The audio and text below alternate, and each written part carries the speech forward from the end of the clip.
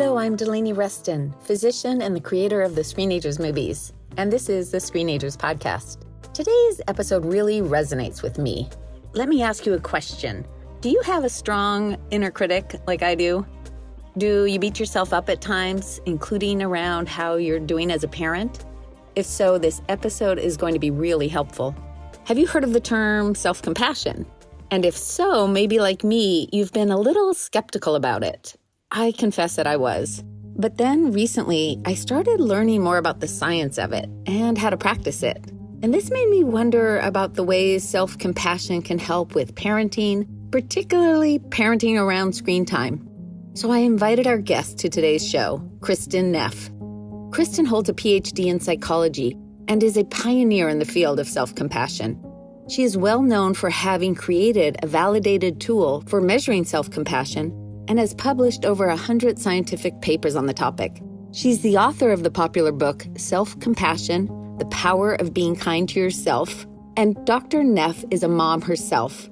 She talks with me about why and how to use self-compassion to become a more effective and less stressed parent. Kristin, it is such a delight to have you on the podcast. Oh, thanks. Happy to be here. How do you describe what you do? My official title is Associate Professor at the University of Texas at Austin. Although these days I'm spending less time writing academic papers and most of my time really focused on the self-compassion work. Fantastic. I want to start from a personal place. So about 10 months ago, I restarted with a therapist because I was struggling with my marriage. And I was surprised when the therapist said, Delaney, do you do a self-compassion practice? I was surprised that I didn't. I was like, actually, no. And I was also really surprised that my first response was like, that wouldn't work for me. Trying to be nice to me. I'm not mean to me and I have skills, but there was this kind of interesting reaction to it. I'm going to tell you what ultimately happened, but can you start by saying what self-compassion is, both from a research perspective and how you explain it to teens and parents? Yeah, the Latin roots, passion is suffer, come is with. So it's like, how are you with your suffering or your difficult emotions or the challenging things that happen in your life? Are you with yourself in a friendly, supportive way or in a cold and judgmental way? We're used to being compassionate to others, like our good friends. And when I'm talking to teens, I usually use that as the context because teenage years are often about developing these close, intimate friendships. So understanding what that feels like to be compassionate toward a good friend, there for them, supportive, accepting, but also maybe giving them a little boost when they need it, that it's really just turning that compassion inward. And with your research, I love how you break it down into 3 components. Can you give us those 3 components? Yeah, it's more than just kindness, which is maybe the most obvious part of self-compassion, but there are 2 other elements in addition to kindness, which are mindfulness and a sense of common humanity. So mindfulness, you might say it's the first step temporally in self-compassion, in that we need to be willing to turn toward and acknowledge that we're struggling.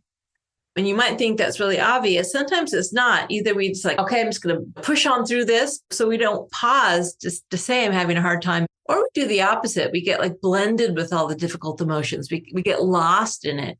And when we're lost in what's happening, there's no perspective to step outside of ourselves and say, hey, what do you need right now that would help? So that balanced perspective of mindfulness is really needed to give ourselves compassion. And then really important is we frame everything in light of the shared human experience, or I call it common humanity. In other words, even though it's very typical to assume, it's not logical to assume I'm the only one who's failed or made such a horrible mistake or who's going through this challenge.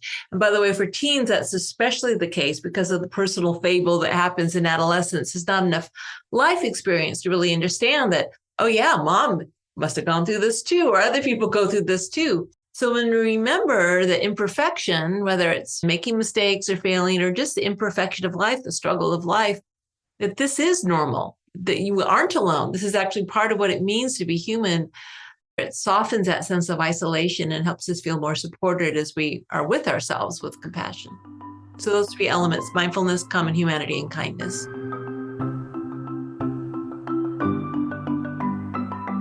When my therapist said to me, Delaney, let's try some self-compassion, she said something that really helped me to want to do it. She said, you need to have more compassion for yourself. It will help you have more compassion for others. How can you be as compassionate to others if you're not doing it for yourself? And I'm like, oh my gosh, I'm on board. Okay, what do I do? How do I do this? Yeah. I started to do the mindfulness practice in the morning. Putting my hand to my chest made a big difference. And just saying, you're feeling this and this is okay. And I actually started to soften into it. Yes. This pertains to parents and teens, but what are some of the challenges people face? So a lot of the challenges are misconceptions that are fed by our culture. So for instance, the idea that it's selfish. People think like I only have 5 units of compassion. So if I get through to myself, I won't have much left over for other people. And yet the reality is, like your therapist said, the more compassion flows inward, the more resources we have available to give to others. So if you want to sustain being compassionate to others, then it needs to flow inward. And that gives you the resources to stay in the game and not be so overwhelmed with empathic distress or burnout, et cetera. It's not just letting yourself off the hook, because if you care about yourself, you're going to take responsibility, and it's not going to undermine your motivation, which is actually the biggest block to self-compassion. People think if they just accept themselves that they aren't going to want to make any changes, even though the exact opposite is true. The more we accept ourselves, the more we care about ourselves, the more we're going to want to make changes to make our lives better, to make our behaviors better, not because we're unacceptable as we are, but just because we care. So you got to get those out of the way because they are huge blocks. And luckily, there's so much research now that if you don't believe me, just look at my website, look at the research. It's clear. And then once people give themselves permission to be self-compassionate, it's actually not that difficult because they already know how to do it for others. Why is it there's so much self-criticism or critique or negative self-talk? And then how do we hack that for another aspect of ourselves? Yeah. I had someone send me an email once. Thanks for telling me one more thing I'm bad at. So I was like, no, we don't want to judge ourselves for being self-critical. So if you look at evolution, the way evolution designed our brains, for personal safety, when we're personally threatened, the first thing that kicks online is the fight, flight, or freeze response, sympathetic nervous system reaction. And so when we fail or make a mistake or something's challenging, we're personally threatened. And then so we turn the fight, flight, or freeze response inward because we're the problem. Self-criticism is a safety behavior. We think it's going to get us in line. We think it's going to maybe protect us from the judgment of others because we're used to it. We're doing it to try to help ourselves, even though it's not very helpful. That's the underlying reason we do it. Or we flee in the sense of shame and isolation, again, out of self-protection, or we freeze and we ruminate out of self-protection. When your best friend has something bad happen to them, you aren't personally threatened, right? So evolution also gave us another safety system called the care system, which is but really more evolved for parents to take care of offspring and offspring to want to be taken care of by parents and for group members to take care of each other. So that's more related to parasympathetic nervous system response, heart rate variability, et cetera. But it feels more natural to be compassionate to others we care about. It feels more natural to be self-critical. So that's, you might say, the bad news that's built in our brains. But the good news is we can do a hack. The body doesn't really know the difference. If you treat yourself like a friend, or if you said, if you put your own hand on your heart, the body reacts as if someone else was doing it. So we just need to tap into the system that's also natural, that's also habitual, that comes on very easily online with others, and make a U-turn and give it to ourselves. And so one way to access that is simply to say, how would I relate to a friend or someone I really loved who was in a similar situation? And then, I know what I would say. I wouldn't say what I just said to myself, that's for sure. Just to reiterate this fight or flight or freeze reaction that we have, your point is if we were trying to run away from a tiger or whatnot, having that immediate kind of, hey, you better run, like a harsh tone with ourselves is what could be life-saving. Yeah. And even for a moment, maybe you're doing something that's really harmful and a voice says, hey, don't do that. But then you don't want to like, if you shame yourself and you say, because you're a terrible person and I hate you, that's going to actually make you less able to change it because your resources will be depleted. You'll be so focused on how bad you are that you won't be able to consider possible options. So maybe even that first voice of, hey, pay attention is somewhat useful. But then we want to come in just like a parent with a young child. If a child's going to run out into the street, maybe you need, I call this fierce self-compassion, actually. Hey, no, stop. But it's not because you're bad, it's because I care about you. And then, of course, the goal is to how can I help you reach your goal that it's so important for you? And so it's not like we don't ever raise our voice to ourselves. We may, but it comes from a place of love, not hate. Kristin, let's talk a tiny bit more about what you would say to your friends, how that relates to what we say to ourselves. Yeah, so we like to say that self-compassion is asking the question, what do I need in the moment to care for myself? And so sometimes we need validation. It's okay, it's only human, everyone does it. But sometimes we do need more like a mentor. So there's a friend, but it also might be like a good coach or a mentor who might give you constructive feedback. Sometimes you need that constructive feedback. Sometimes you don't. You just need to be listened to, right? Sometimes actually problem solving can be helpful. Mm-hmm. But if what you really need is just to be validated, it can be not helpful. So you have to ask yourself what you need. And it's not always clear cut. And yeah, we're still a mess. It's not like being self-compassionate means we're not human anymore. We're just got it all sorted out. We like to say the goal of practice is simply to be a compassionate mess. So yeah, it's still messy. It's still unclear. What do I need in the moment? I'm not sure. Then maybe you try this and you realize it didn't quite work. You need a little more of that. It's really the process. You're moving toward a more friendly, benevolent attitude as opposed to you need this because you're bad and you're flawed and no one's going to love you. That's not very helpful. Yeah. Let's get into some examples from a parenting perspective, because so much of parenting, particularly in the screen age, when there's so many conflicts, we know we're at a very high level of conflicts in the home, which gives lots of opportunities to get better at communicating and closer. But it's really hard for us parents a lot of the time. Let's think of a scenario. I'm thinking of a scenario of, I'll just say my son, let's say when he was a teenager and I said, okay, tech is going away for a sleepover at 10.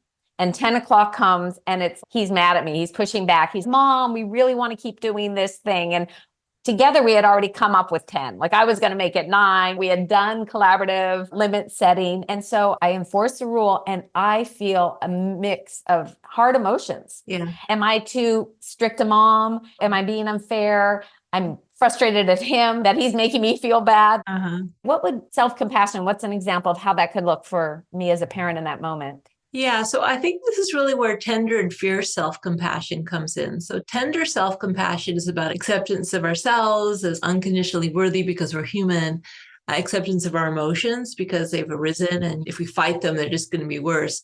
Whereas fierce self-compassion is about taking action to be well.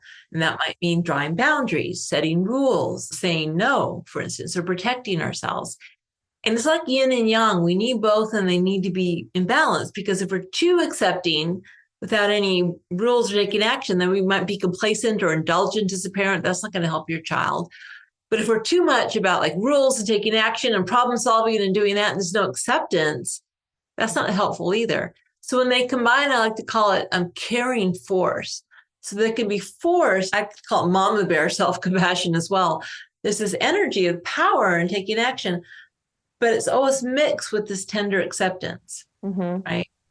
And so in a situation like that with your child, the part of you that knows your child needs a boundary because it's in the best interest of your child, that's the mama bear fierce part, steps up and says, no, we agree.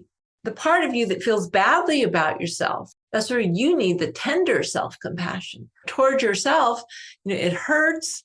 So I'm going to be with myself in an unconditionally loving way, at the same time that the fierce mama bear side of me is going to stand firm and draw this boundary.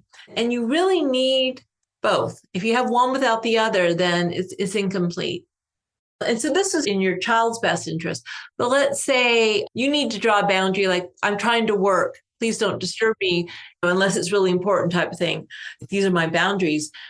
The drawing boundaries, the saying no, the speaking up for yourself, that's self-compassion. So there's fierce and tender self-compassion, both inward and outward.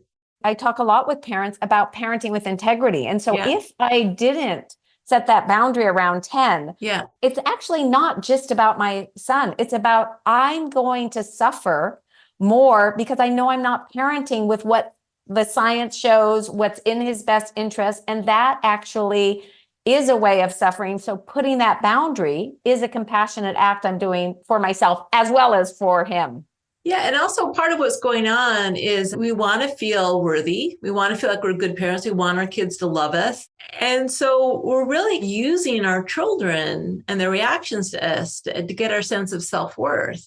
We're looking outward toward our children for their validation, for us to feel good about ourselves.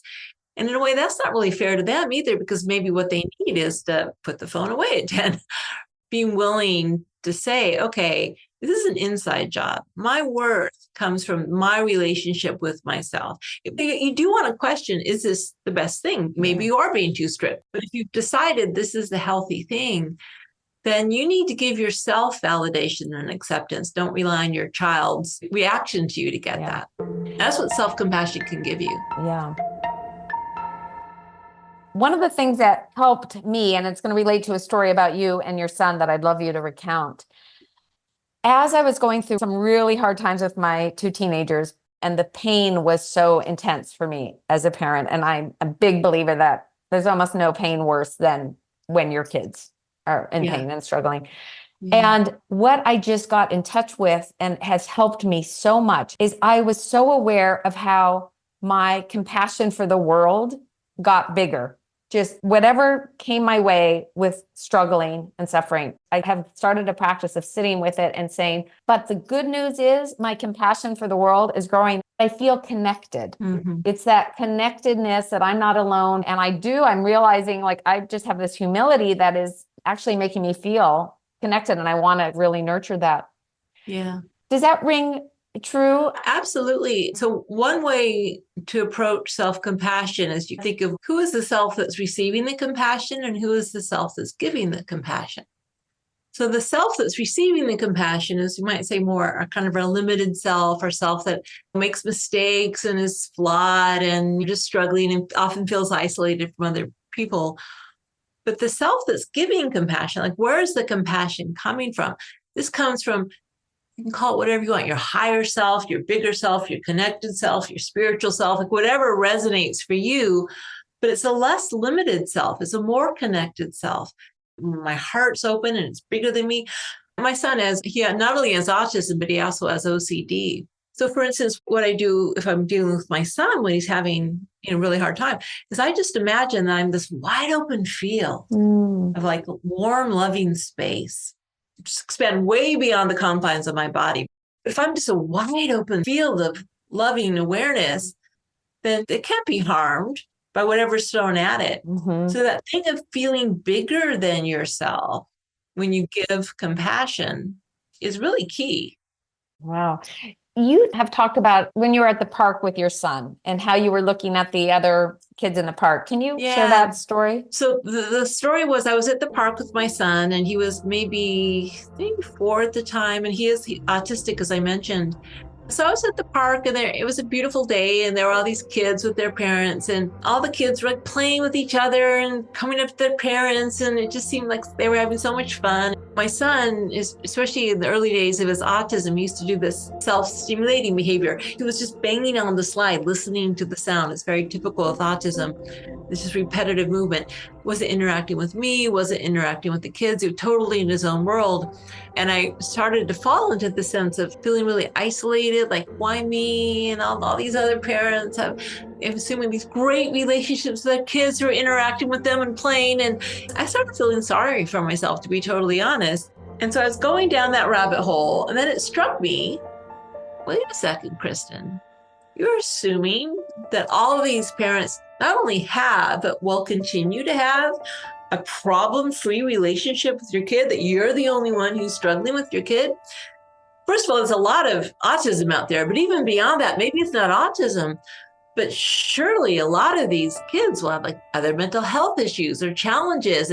And in fact, whoever said that parenting was about having a problem-free relationship, that's not what it means to be a parent. It means kids have struggles, problems come up, and you do your best and you love them as best you can and you take it day by day. And so the moment I realized that, and I stopped feeling so isolated and started connecting with the difficulty for all parents, pain with children is part of being human.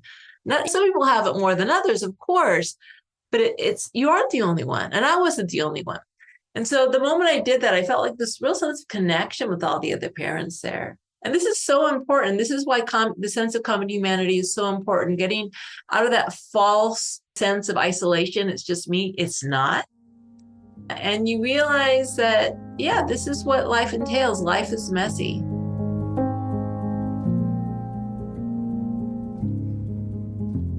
I want to talk a little bit about research. You've done over 100 papers, but one of them that just flows nicely from what we just talked about has to do with when you studied self-compassion in terms of parenting children with autism. Yeah. And can you speak of that research? Yeah. So there's other people who've done more research since then, but looking at the parental stress levels of parents of autistic children. So those parents who could be more self-compassionate about the fact that they had a child with autism were less stressed. And this is really interesting. The level of compassion was more important in predicting their level of stress than how severe their child's autism was.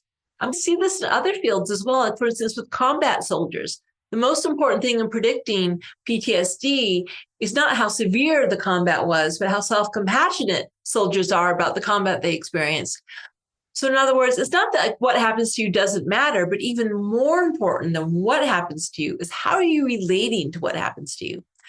So if it's maybe a moderate stressor, but you beat yourself up and you shame yourself and you feel isolated, you're going to be more stressed than a more severe stressor. And you say, how can I be here for myself? This is so hard. I'm not alone. And generating this warm, supportive mindset, that's actually going to reduce your stress levels more than having a less powerful stressor. Yeah. So it's really huge. It's a major coping mechanism, self-compassion. It makes a huge difference in our ability and our strength to get through difficulty and stress. Yeah. I know your research has also shown, for example, teens who practice more self-compassion, that's associated with better being. And you actually do intervention studies. You had a control group and you had the intervention group. Those who got the intervention had, among many things, more self-efficacy and less rumination. There's a lot of research showing self-efficacy, more motivation, more of a learning and growth orientation. Because when you're there for yourself, it means you feel more empowered to make changes, right? You feel more motivated to reach your goals because it's okay to fail as long as you learn from them. Even if you don't learn from them, you're still okay. Making mistakes is part of the process. I love, Kristin, that you said, even if you don't learn, because if teens are always like, I don't know what I learned from it, Mom. I don't know. Yeah. That's okay. It's in there. With self-compassion, our worth is unconditional. The worth of every human being is unconditional from the perspective of compassion. Now, behaviors and situations, maybe we could work on those. Yeah, for sure. But we aren't our behaviors. So, okay, let's take an example then. A teen or parent is all of a sudden in that moment of starting to notice the self-criticism. What do you lead them through? So first of all, helping people to realize that their self-critic is actually trying to help them. You don't want to beat yourself up for beating yourself up. That's a part of you that is trying to help you by calling your attention and point out maybe how it might be helpful to change or to do something differently or to change the situation. So you start with compassion and understanding for that part of you that's criticizing yourself. And then is there a more effective way to motivate a change? And you just purposely call in the three components. You can do this in writing, or you can just do this in talking to yourself. You always start with mindfulness, which is being aware of the fact that this is hard, that suffering is present. If you aren't aware, then there's nothing you can do about it. And we'll just put in there, suffering can be any kind of level of emotional pain. It can be big suffering. It can be little suffering. It can be irritation. It can be towards yourself. It can be someone, your neighbors running their leaf blower and you're trying to sleep in on Sunday morning. It can be anything, right? So this is hard right now. Or this is irritating, or this is distressing. So you recognize that. Okay, that's mindfulness. And you're with it instead of being lost in it. You're aware of it, but there's a little space around this. So you need that space to be able to do something. And then you remember that this is part of life. You aren't alone. That little voice that says it shouldn't be this way, not supposed to be this way, you're the only one who's experiencing this. That's a false voice. So just recognizing this is part of being human. Many other people feel this way. Yes, maybe some worse, but nonetheless, there's nothing wrong with me for feeling this way.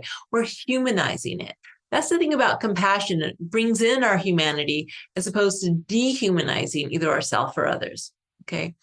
And then we bring in the kindness. And the kindness, I like to say one way to bring in kindness, the simplest way is through physical touch. You mentioned that putting your hands on your heart or your body is really helpful. That's because as human beings, we're designed to interpret touch as a signal of care. Babies, for the first 2 years before there's language, the primary way parents communicate care to their infants is through touch.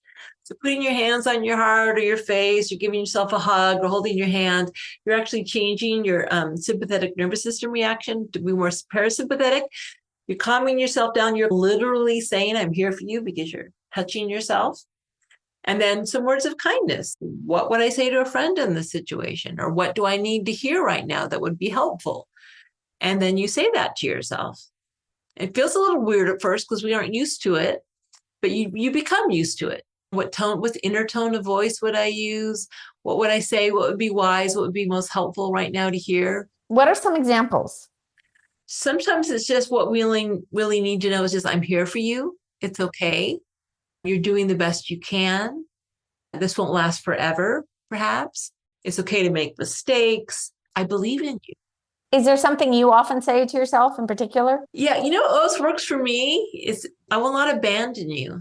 Because I think what happens when we criticize or we shame ourselves is we feel like we're cut off from ourselves. We hang our head in shame and we feel like abandoned. And also, I've got abandonment issues. I will not abandon you, for me, really helps. I feel like, okay, that's right. Part of me that loves myself is not going anywhere. We're asking ourselves and other people to do this the moments that they are most emotionally charged, right? Like you are under stress or you are putting yourself down. That is the time where we go into autopilot. How do you get this to be more of a habit and the reality of it's one of these things that we're asking ourselves and others to do in the hardest times to do them? Yeah. So it does help to have a daily practice, like to do maybe 10 or 20 minutes of some sort of meditation or like guided practice. I have a lot of free guided practices on my website, for instance. Some people use sticky notes just to remind themselves. For me, pain is my reminder. So you might say it's a conditioned response. When you respond with compassion to your pain, part of you remembers, oh, that really helped. What is it that I did? You got to try it out to experience that it helps. If it's just theoretical, you aren't going to do it. But if you try it out and you see almost immediately how it helps, I really focus on embodying loving, connected presence. Again, being this wide open field of loving awareness that can hold him and that can be there for him, but not triggered by him. And it's funny, the moment I contract, then he reacts. It does model from eventually he does start to calm down. He does actually know self-compassion now. Although sometimes the best time to model it is not when your moment of suffering is your child who's just triggered you, which is the best time to model self-compassion is about something else. You miss a turn or something really difficult is happening. Yeah. And in front of him, I'll put my hand on my heart and this is really hard. And I'll say kind things to myself. And it's only human. And he's really gotten that message. On the other hand, if you say, oh, I'm such an idiot, your child's going to very clearly get the message that that's the best way to talk to yourself. And by the way, we got to watch out for this tendency. We criticize ourselves because we want compassion from others. Oh, I'm so stupid, because we want other people to say, oh, no, you aren't. Interesting. And what you're doing is modeling that's the way to be. So you got to say it for yourself. You can't put that on other people because... No, I just did that the other day. I was feeling insecure of looks and I said something to somebody else and I purposely realized afterwards, gosh, that felt good when they said something nice. Yes. And I was like, but I got to keep working on my just internal stuff, because if I need that external validation, that ain't going to work well. That's right. One of the things that self-compassion really has given me is I'm okay with not being perfect. I've got made lots of mistakes and lots of things I regret, and that's okay. And my self-compassion practice gives me that confidence to even share with the things that I regret, even that are shameful, even with other people. And they may judge me for it. Some people may judge me for it, but that's not my goal. My goal is to help people learn self-compassion. And I just knew without a shadow of a doubt that the more I can make myself vulnerable and also model compassion for how I relate my vulnerabilities. Yeah, I did this, not proud of it. But how did I bring compassion to that? And what did it give to me? A lot of people say I'm very authentic and relatable. It's just self-compassion. It gave me authenticity. And actually, the research really buttresses this point. The more self-compassion you are, the more authentic you can be. Because again, at the end of the day, I am who I am, and who I am is unconditionally worthy. And I don't worry so much about social approval because it's not going to impact my sense of self-worth. And the more self-worth comes from within, just from being a flawed human being. I'm a mess. I'm a flawed human being. I am. I admit it. I don't have to pretend otherwise. And if I can be a compassionate mess, I can be authentic. We've got to throw one research finding. We found that in romantic relationships, self-compassionate people have more intimate relationships precisely because they can be more authentic. That's what explains it. So if you want more closeness in your relationships, more self-compassion you have, the more vulnerable and authentic you can be, which creates intimacy, which is very good for connection. So given how lonely people are, that's a really good finding. Yeah. And the other, ultimately, young people, young adults, teens, kids, they crave authenticity. Yeah. And so those of them that will be listening to this podcast with their parents or alone, like just for them to remember, oh yeah, to hear that from you, that this work in self-compassion can actually help me to be more authentic and more comfortable with that. Yeah. And when each of us do that work, we end up getting a society, a world that's going to be much more based in what's really happening. What a gift. This has been so great. And one of the things that people love about the work that you do is you make so many tools available. Can you just say a little bit about what you have at your website and beyond? And of course, your books. It is selfcompassion.org. You just Google self-compassion, you'll find me. I have a lot of free practices available. I'm also soon going to be starting a self-compassion community, which will be a subscription service where you can go deeper and interact with others and give more tools. But there's still a lot of stuff just freely available to the public right now. That's probably the best place to start. Kristin, I just can't thank you enough. This has just been such a fantastic conversation, and I want to thank you so much. Thanks, Delaney. It's been a lot of fun. Thanks for listening today. And if you can tell one friend about the Screenagers podcast, that really helps spread the word and helps people find the show. Be sure to go to screenagersmovie.com to find the show notes from this episode, learn about screening our movies, and sign up for my weekly blog about parenting in the screen age, now in its 8th year. This Screenagers podcast episode was produced by me, your host, Delaney Ruston, Lisa Tabb, Rebecca Tolan, and Alan Gofinski. Alan is also our sound editor.